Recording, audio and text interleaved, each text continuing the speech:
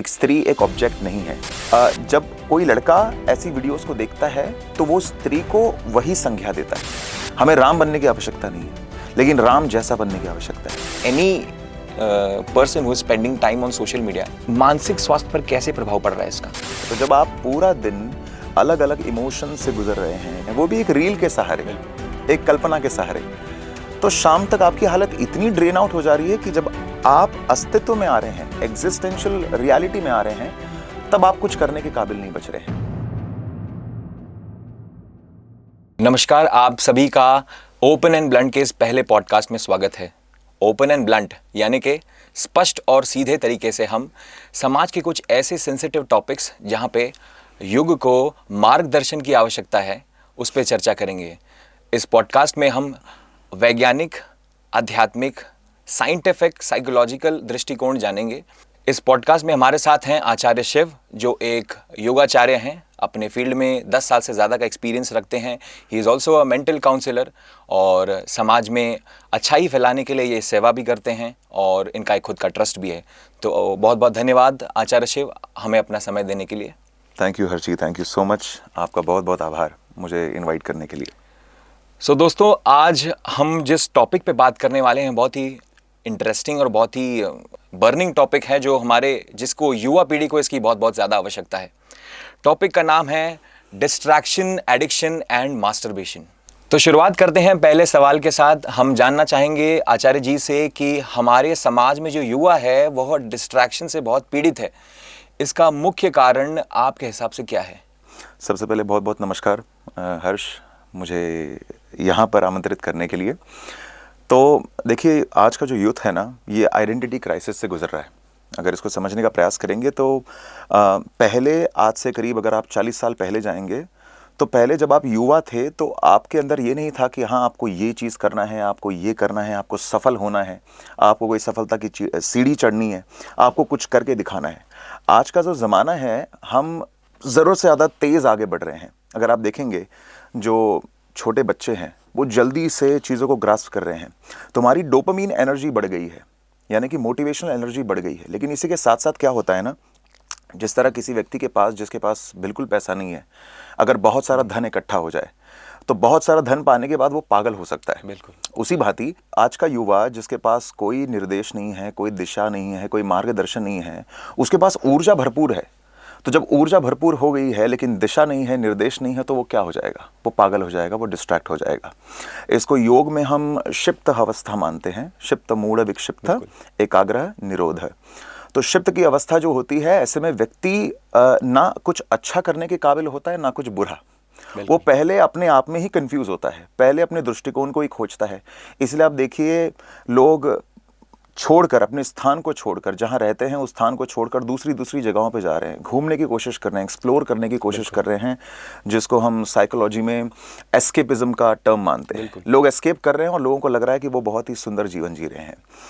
इसका जो हल है हर्ष, मैं आपको बताना चाहूँगा, एक दिन का हल नहीं है ये हल लंबा है। इसके लिए निरंतर अभ्यास करने की आवश्यकता है। मैं सारे युवाओं को ये कहना चाहूँगा कि आपको कहीं जाने की आवश्यकता नहीं है। मुझे नहीं लगता उनको कहीं भागने की आवश्यकता है या किसी कंदराओं में जाने की आवश्यकता है, हिमालय पे जाने की आवश्यकता है। उनको जहाँ पर हैं वहीं पर रहना है, अध्ययन करना है, जानना है, समझना है, विविध किताबों को पढ़ना है। उनकी आत्मा उन्हें कहाँ गवाही दे रही है, क्या उनकी आत्मा करना चाह रही है, क्या उनका उद्देश्य है जीवन का, इसको जानने का प्रयास करना है। और कहीं जाकर ये चीज़ पता नहीं लगती, ये जहाँ हम होते हैं वहीं से पता लगती है। ठीक है, जिस तरह हमारे माँ बाप बोला करते थे कि म्युनिसिपालिटी में अगर एक बच्चे को एजुकेशन दी जाए तो अगर उसको वहाँ से भी सफल होना है तो वो सफल होकर रहेगा, और अगर वहाँ से भी वो फेल होना है तो वो वहाँ से फेल होकर रहेगा, चाहे वो तुम उसे इंटरनेशनल स्कूल में डाल दो या छोटे स्कूल में डाल दो। बिल्कुल। तो इसका हल एक ही है कि आप जहाँ पर हैं वहीं से अपनी साधना शुरू करिए, ध्यान, योग, जो भी आपकी कॉलिंग है उसके हिसाब से। तो कुल मिला के आप ये कह सकते हैं कि lack of purpose is one of the biggest reasons जहाँ पे लोग डिस्ट्रैक्टेड हैं। शायद उनको अगर उनका पर्पस मिल जाए तो वो पर्पस में बेहतर कर पाएं। पर्पस, और इसी के साथ साथ क्या है कि उद्देश्यहीनता है। आपने जैसा जिस तरीके से बताया, बहुत सही पॉइंट कहा आपने। उद्देश्यहीनता है और इसके साथ साथ ऊर्जा भरपूर है। अगर ऊर्जाहीनता होती, उद्देश्यहीनता होती, तो वो व्यक्ति ना अच्छा काम करता ना बुरा काम।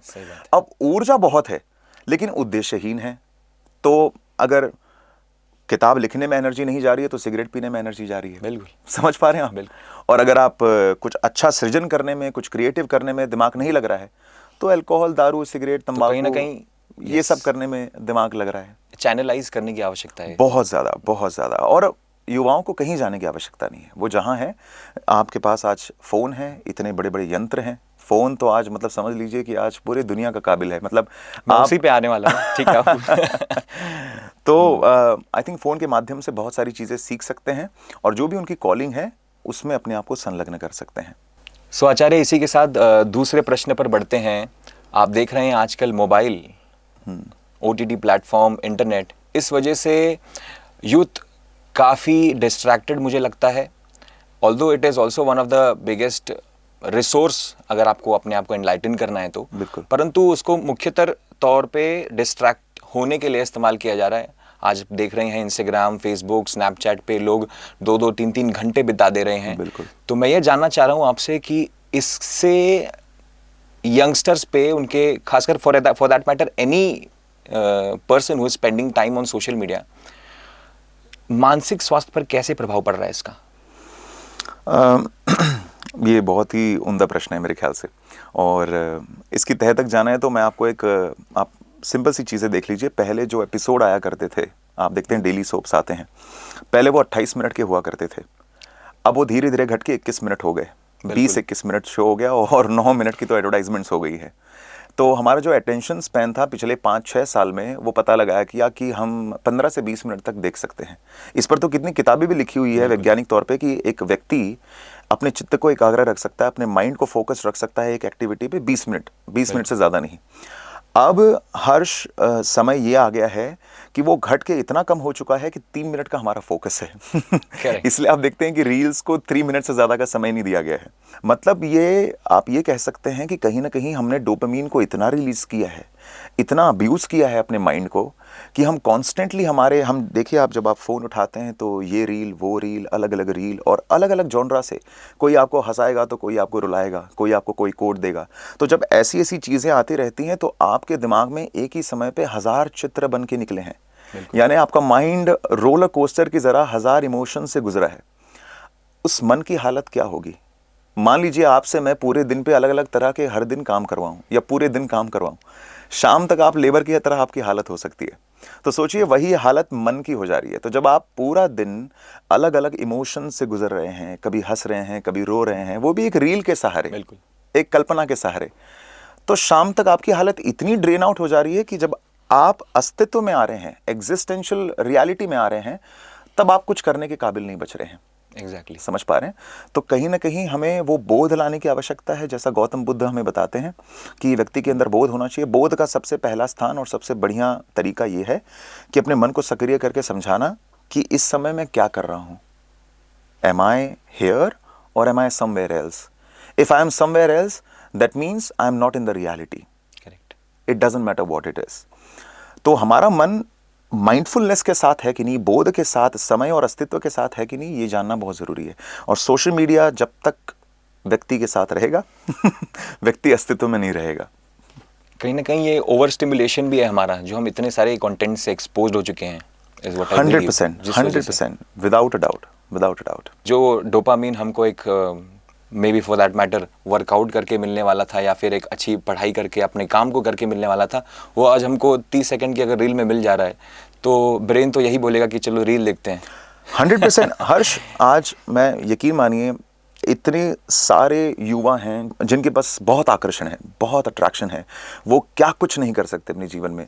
मैं कई युवाओं को ऐसे देखता हूं कि जिनको देख के ऐसा लगता है कि उनके अंदर वो ऊर्जा है जो ईश्वर ने भरी है और वो कुछ अपने जीवन में अजब कर सकते हैं, अपने माता पिता का नाम रोशन कर सकते हैं, लेकिन वो कुछ ऐसी छोटी आदतों में फंसे हुए हैं, चाहे वो स्त्री कह सकते हो या फिर अल्कोहल कह सकते हो या फिर गांजा, अफीम, जो भी कह सकते हो, कुछ ऐसी आदतों में है जिसको वो छोड़ नहीं पा रहे हैं। बिल्कुल।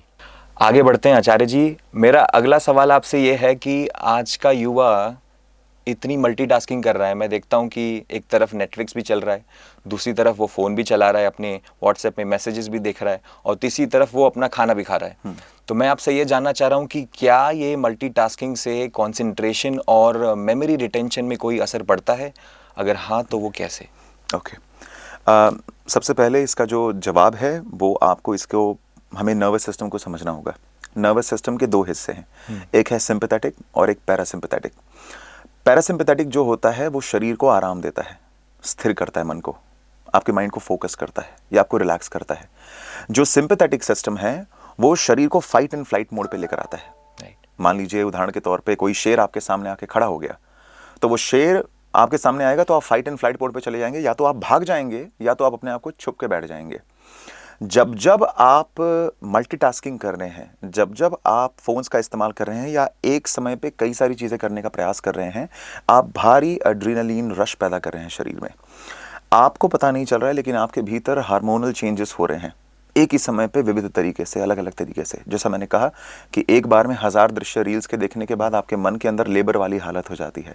उसी भांति जब आप नर्वस सिस्टम को एक साथ राइट और लेफ्ट दोनों तरफ सिमुलेट करते हो, रिलैक्स भी करते हो और कभी कभी आप उसको फाइट मोड पे भी डालते हो, तो जब ऐसे इमोशंस के साथ गुजरते हो तो आपके एमिगडाला पर असर पड़ता है, जो आपके पीछे के कॉर्टेक्स का हिस्सा है। जब आप पीछे एमिगडाला को एक्टिवेट करते हैं, जो आपके फियर सर्किट भी है, जो आपके मन को कभी ना कभी गिल्ट फीलिंग में डाल देता है, ग्लानी में डाल देता है, तो ऐसे में आप कॉर्टेक्स एक्टिवेट नहीं कर पाते, जो आपका सामने का बिंदु है, यानी कि वह हिस्सा जहां से आप रैशनल डिसीजन मेकिंग करते हैं, जहां से आप अपने करियर के बारे में सोचते हैं, कुछ अच्छा सोचने का प्लान करते हैं। तो ये कह सकते हैं जब जब आप मल्टीटास्किंग कर रहे हैं, आप पैरासिम्पैथेटिक मोड को एक्टिवेट नहीं कर रहे हैं, सिंपैथेटिक मोड पे जा रहे हैं, फाइट एंड फ्लाइट मोड शुरू हो रहा है और उसकी वजह से इतने हार्मोनल चेंजेस हो रहे हैं कि आप वो नहीं कर पा रहे हैं जो आपका कॉर्टेक्स आपको हेल्प कर सकता है, यानी कि किसी चीज़ पे फोकस करके कुछ अच्छा कर पाना। आगे बढ़ते हैं आचार्य जी। मेरा अगला सवाल आपसे ये है कि कैसे माता पिता और शिक्षक पहचाने के जो युवा है वो डिस्ट्रैक्ट हो रहा है और वह उनको कैसे बचा सकते हैं डिस्ट्रैक्ट होने से? ओके सबसे पहले युवाओं में हमें संकेत देखने हैं। जो माता पिता हैं आज के, उनको संकेत देखने हैं कि वो संकेत क्या दे रहे हैं। 3 मुख्य संकेत बच्चों में हो सकता है। एक, जब उनसे आप प्रश्न करोगे तो वो बच्चे बचते हैं। जो बच्चे अपने जीवन में कुछ गलत करना चाह रहे हैं या गलत बुद्धि चल रही है, वो प्रश्नों से बचते हैं। उनके साथ जब कम्युनिकेट करने का प्रयास किया जाता है तो वो या तो चिड़चिड़ेपन में या फिर वो भाग जाएंगे, कन्वर्सेशन नहीं करेंगे, इस तरीके से। सेकंड जो संकेत होता है वो ये होता है कि जिम्मेदारी से पलायन होते हैं, यानी कि जहाँ रिस्पॉन्सिबल होने की बात होती है वहाँ से वो हट जाते हैं, रफू चक्कर हो जाएंगे। जब जब आप बात बोलेंगे कि आपको इस चीज़ का अकाउंटेबल होना है, आपको आपकी चीज़ें अच्छे से करनी है, तो वो उस चीज़ को सुनेंगे नहीं और आपको प्रत्युत्तर भी दे सकते हैं, आपको उल्टा जवाब भी दे सकते हैं। और तीसरा जो सबसे बड़ा कारण ये है, वो कारण ये है कि दूसरों के साथ तुलना। वो सतत अपने आप की तुलना अपने फ्रेंड्स के साथ, सोशल मीडिया में इन्फ्लुएंसर्स के साथ हमेशा कर रहे हैं और इस तुलना के बीच में वो कहीं ना कहीं अपना ईगो खो रहे हैं, अपनी आइडेंटिफिकेशन खो रहे हैं। तो ये सारे संकेत हैं। जब वो चिड़चिड़ा हो जाएगा बच्चा, जब वो ज़्यादा सोएगा, जब वो अकेला रहना शुरू कर देगा, कन्वर्सेशन नहीं करेगा, तो समझ लेना कि कहीं ना कहीं उस बच्चे के साथ कुछ अनहोनी हो रही है, कुछ ऐसा घटित हो रहा है जो उसको डिस्ट्रैक्ट कर रहा है और उसको उसके फुल पोटेंशियल तक नहीं पहुंचा रहा है। तो इसका जो समाधान है हर्ष, वो ये है कि बच्चों को एक एक स्टेप से स्टार्ट करना है, सिंगल सिंगल स्टेप्स। वो सुबह उठ के सबसे पहले सूर्य अर्घ दे सकते हैं। सूर्य अर्घ का जो सबसे पहला आपके जीवन पे असर ये पड़ता है कि साइंटिफिकली तो विटामिन डी आपको मिलता है, ठीक है, और आध्यात्मिक तौर पे इसके बहुत प्रभाव हैं। हमारे वैदिक एस्ट्रोलॉजी में अगर आप आएंगे तो सन आत्मा का प्रतीक है। जब जब आप सूर्य को देखते हैं तब तब आप माना जाता है कि ऋषि मुनि कहते हैं कि आप अपनी आत्मा को देख रहे हैं।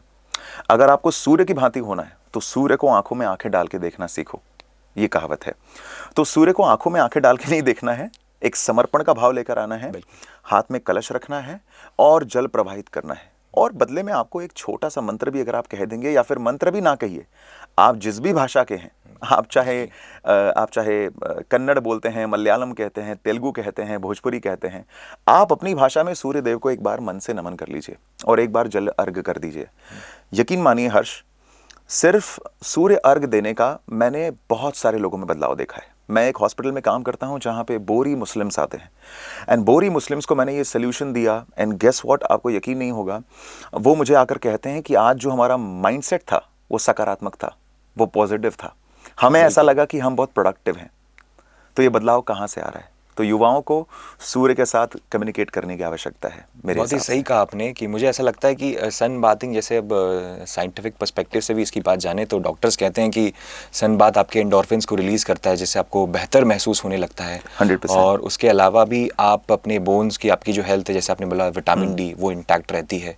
और वॉक करने से, सन में वॉक करने से आप अपने इंस्टेंटली अपने मूड में चेंजेस पाएंगे, चेंजेस इज़ पा व्हाट सकते हैं। मैंने देखा भी, और 100%, मैंने भी अपने 100%। स्टूडेंट्स को सेंटर में बताया है कि आप किया करिए, और उन्होंने मुझे बोला कि सर Wonderful। अभी बेहतर लग रहा है। तो मैं इस बात से एग्री करूंगा। सो आगे बढ़ते हैं हमारे पॉडकास्ट के दूसरे भाग में। सो आचार्य जी, मेरा सवाल आपसे यह है कि टॉपिक हमारा है एडिक्शन। तो लत और आदत, यानी कि एडिक्शन और हैबिट में क्या फ़र्क है? ओके, एडिक्शन और हैबिट बहुत ज़रूरी है ये सवाल, मुझे ऐसा लगता है, क्योंकि आजकल क्या है ना, आप चीज़ें कैसे लेते हो ये बहुत इंपॉर्टेंट है। बाहर का समाज कैसा है वो इम्पोर्टेंट नहीं है, लेकिन आप चीज़ें कैसे परसीव करते हो ये इम्पोर्टेंट है। अब कोई व्यक्ति हमेशा सिगरेट पिएगा ये कह कर कि उसे आदत है, नशा नहीं है। उसे नशा नहीं करना, उसे आदत है, ऐसा कह के। तो नशे में और आदत में अंतर ये होता है कि नशा वो चीज़ होती है जिसके खत्म होने पे आप अवसाद में यानी कि डिप्रेशन में भी जा सकते हैं, और आदत वो चीज़ होती है जो आपको अनकंफर्टेबल कर सकता है, अव्यवस्थित कर सकता है, लेकिन आपको डिप्रेशन में नहीं लेके जा सकता। पहला डिफरेंस। दूसरा यह है कि जब आप व्यक्ति किसी चीज़ के आदी होते हो तो आदी होते समय आप उस चीज़ पे हमेशा आ जाते हो, लेकिन अगर आपको कोई बोल दे कि नहीं आज ये चीज़ मत करना, तो आप रुक भी सकते हो। सिचुएशन कंफर्टेबल नहीं होगी आपके लिए, लेकिन आप रुक भी सकते हो। लेकिन यही अगर किसी नशेड़ी को बोल दिया जाए कि आज आपको ये चीज़ नहीं करनी है, तो वो किसी ना किसी, चाहे इस कान से उस कान से, इस हाथ से उस हाथ से, वो घुमा फिरा कर उस चीज़ को करने का प्रयास करेगा। तो इसको कहीं ना कहीं डोपामीन लूप की प्रॉब्लम बोल सकते हैं।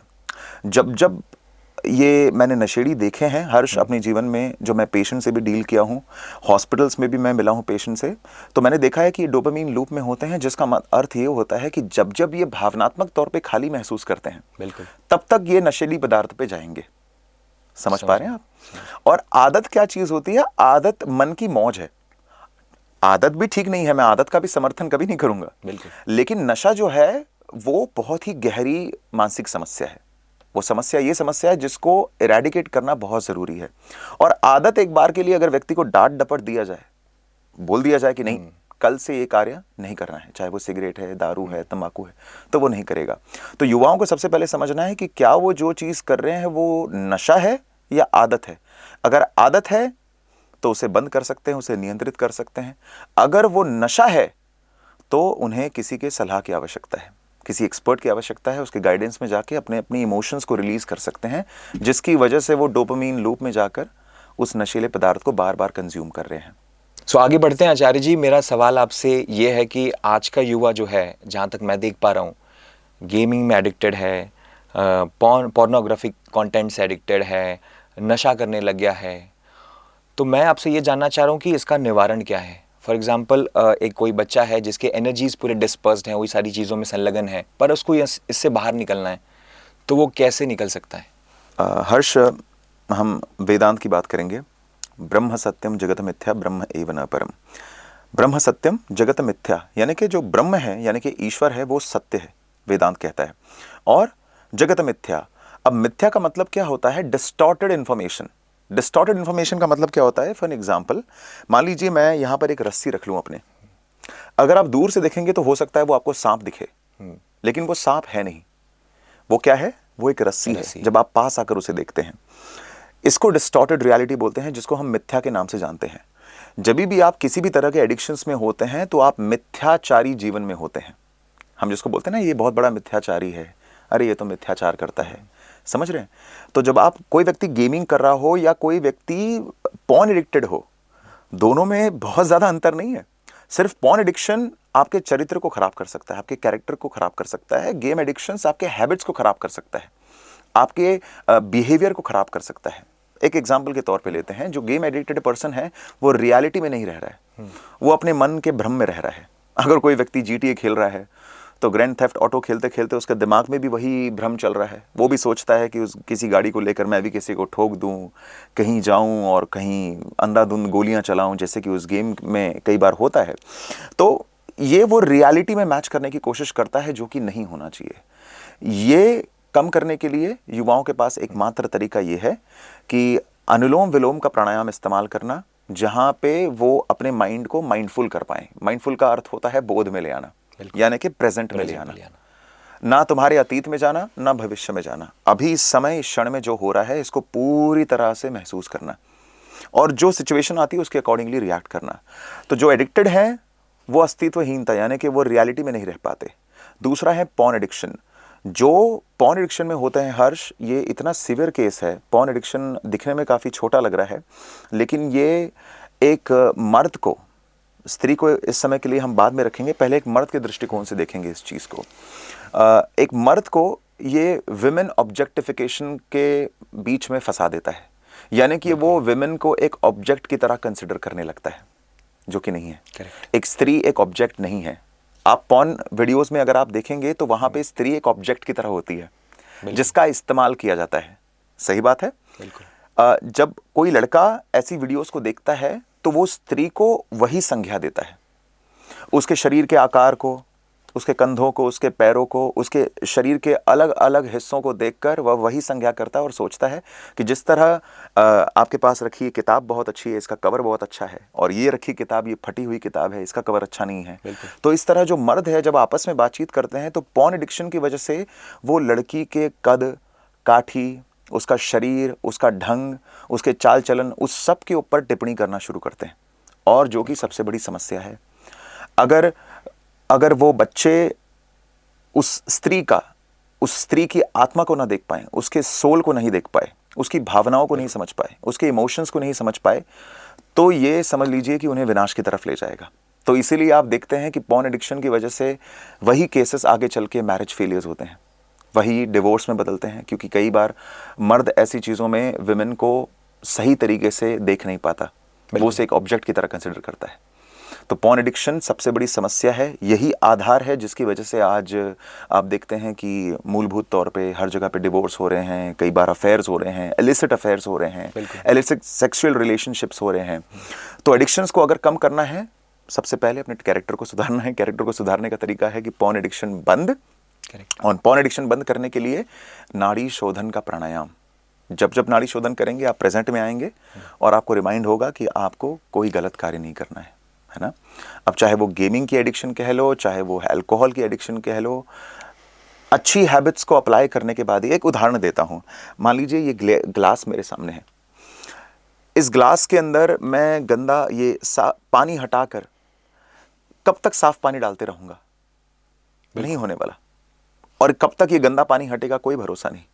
सबसे बढ़िया तरीका है कि इस ग्लास के अंदर मैं साफ पानी डालना शुरू करता हूं, डालते जो गंदा पानी है वो अपने आप वहां से बाहर निकल जाएगा, और एक समय बाद इस ग्लास में सिर्फ साफ पानी होगा और ये ग्लास वॉश भी हो जाएगा। सिमिलरली बच्चों को जरूरत है गंदी आदतों को हटाना नहीं है, अच्छी आदतों को जीवन में ले आना है।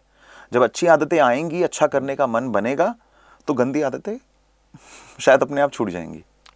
बिल्कुल, आपने बहुत ही इम्पॉर्टेंट टॉपिक जिस पे मैं आने ही वाला था उसको आपने उसकी बात करी, तो मैं उससे रिलेटेड आपको एक क्वेश्चन पूछूंगा, मास्टरबेशन रिलेटेड।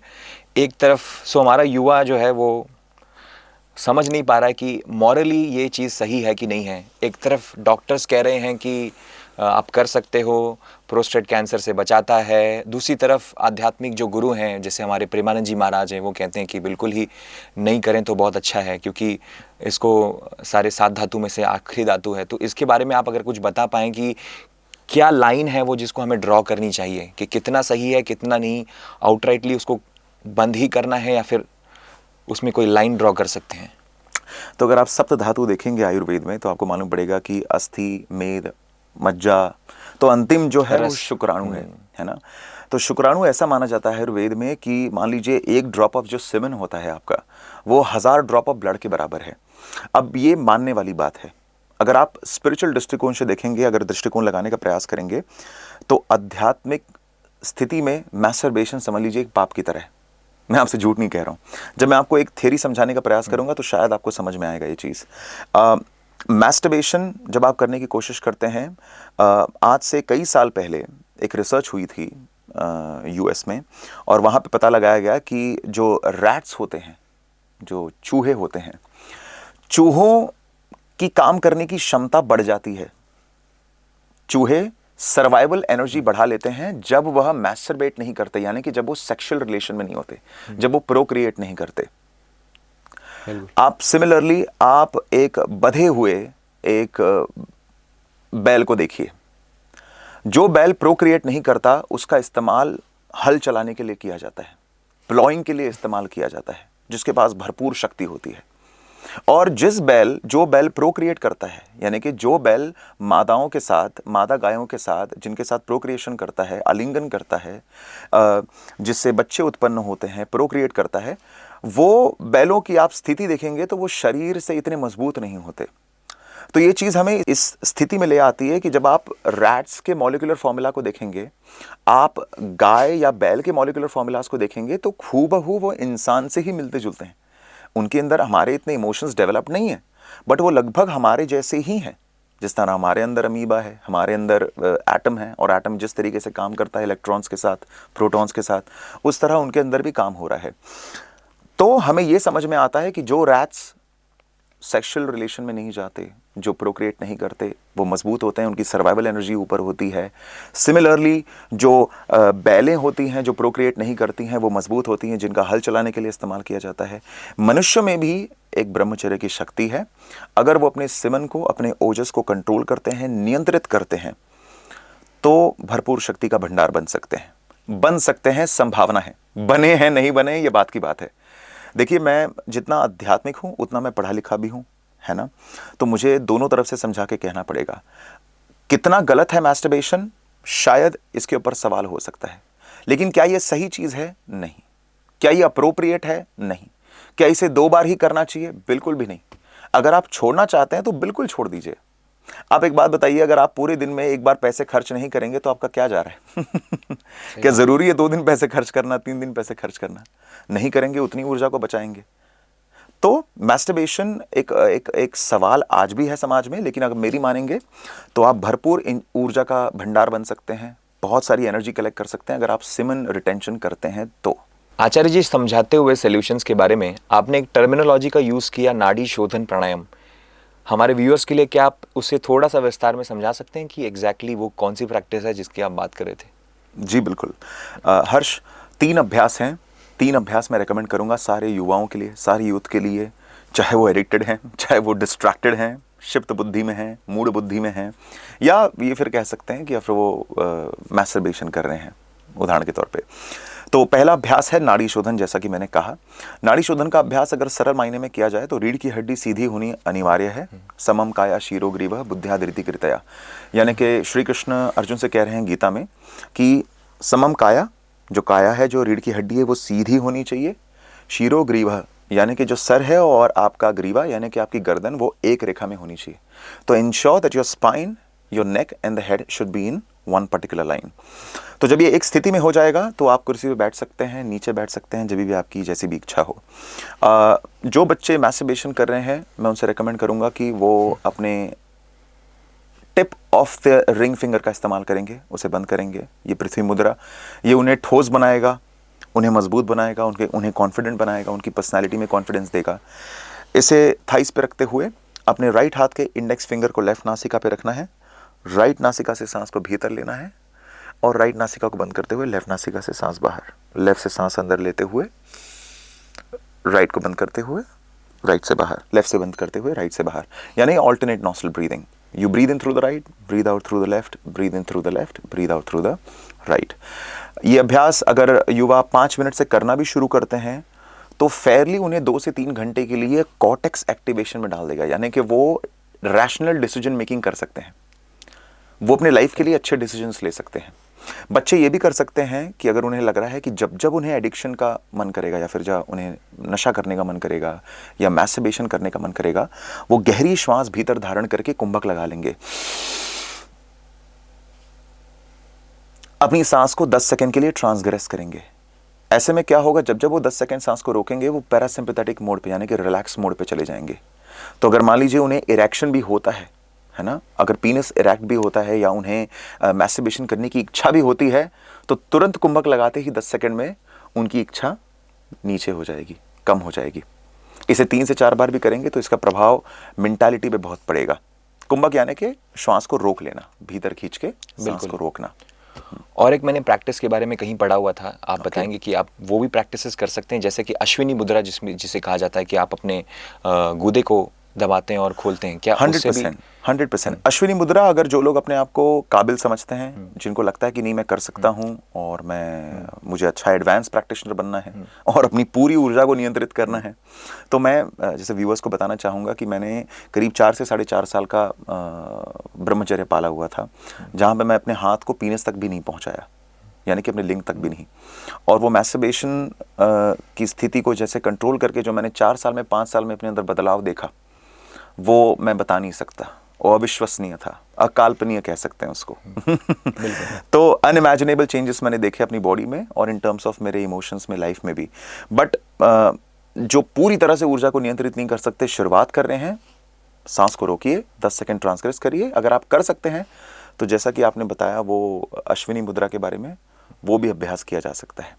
आचार्य जी, सवाल तो करने के लिए आपसे बहुत हैं, परंतु एक आखिरी सवाल के साथ इस पॉडकास्ट को विराम देंगे। तो ये सवाल एक उस युवा की तरफ से है जो डिस्ट्रैक्टेड है, जो कहीं ना कहीं उस ग्लानि में है, उस गिल्ट में है कि वो बार बार पॉर्न देखे जा रहा है, बार बार एडिक्शन को छोड़ नहीं पा रहा है। तो आप उसको क्या सोल्यूशन देंगे कि अगर वो विशियस साइकिल से जो फंसा हुआ है कि मुझे नहीं करना है लेकिन मैं फिर से कर रहा हूँ, मुझे नहीं करना है लेकिन मैं फिर से कर रहा हूँ, वो कैसे बाहर आए उससे? हर्ष, मैं आपको बताना चाहूँगा कि आज ये पॉडकास्ट हम रिकॉर्ड कर रहे हैं और आज स्वामी विवेकानंद की जयंती है तिथि के अनुसार, और उन्हीं की कहानी में आपको ले जाऊंगा मैं। उनकी किताब भी रखी हुई है, योग सूत्र, उनकी टीका है। क्या बात है। तो कहानी ये होती है कि उस समय के दौरान केशव चंद्र सेन, जिन्होंने ब्रह्म समाज का निर्माण किया था, वो परमहंस रामकृष्ण परमहंस से मिलने गए। तो रामकृष्ण परमहंस के बारे में लोगों ने बहुत सुना था कि ये काली के भक्त हैं, काली के दर्शन करते हैं। और केशव चंद्र सेन बहुत पढ़े लिखे थे, बहुत नामी व्यक्ति थे, उस समय गवर्नर स्तर पे काम करते थे। तो उनके साथ 200 लोग उनसे मिलने गए, तो उसमें एक 17 साल का बालक भी था, नरेन, जो आगे चल के जिसको आज स्वामी विवेकानंद के नाम से जानते हैं। उस समय हर्ष, स्वामी विवेकानंद जी की जो हालत थी, उस 17 साल के बालक की जो हालत थी, वो शायद किसी युवा के साथ कभी नहीं होना चाहिए। पिताजी स्वर्गवास हो गया था, माता बीमार रहती थी और पढ़ाई लिखाई के पैसे बिल्कुल भी नहीं थे, भाई घर छोड़कर भाग गया था, कोर्ट कचहरी के किस्से चलने लगे थे घर के ऊपर, और इतना बुरा हालत था कि हर दिन नरेन अपने जीवन से प्रार्थना किया करते थे कि धन की उत्पत्ति हो जाए, कहीं से धन मिल जाए।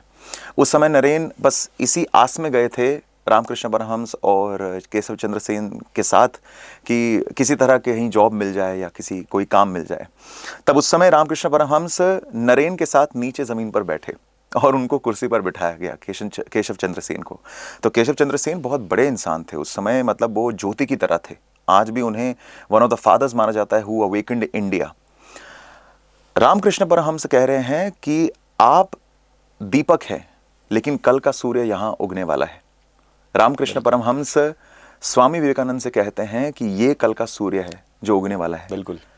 वो 17 साल का नरेन, जिसने कुछ भी नहीं देखा, जिसने जीवन में कुछ नहीं किया, वो पैसे के लिए प्रार्थना कर रहा है कि उसके जीवन में पैसे आ जाए, और उसे रामकृष्ण परमहंस कह रहे हैं कि केशव चंद्र सेन वो दीपक है, सूर्य तो यहाँ पर बैठा हुआ है। कहीं ना कहीं उन्होंने वो स्पार्क को देख लिया, स्पार्क को उनके अंदर देखा।